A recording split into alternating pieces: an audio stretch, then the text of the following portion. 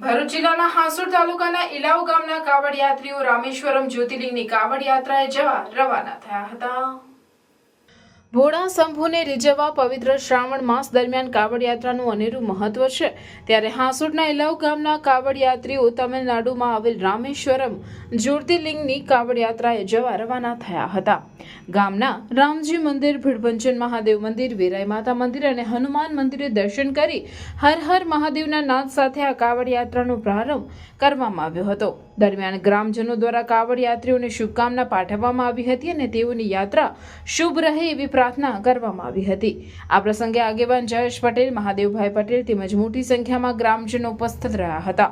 ઇલાવ ગામના 15 યાત્રીઓ 1800 કિલોમીટરનું અંતર પગપાળા કાપી 30 દિવસે તમિલનાડુના રામેશ્વરમ જ્યોતિર્લિંગ ખાતે પહોંચશે અને શ્રાવણ માસમાં દેવાધિદેવ મહાદેવને જળ અર્પણ કરી પરત ઇલાવ આવવા રવાના થશે।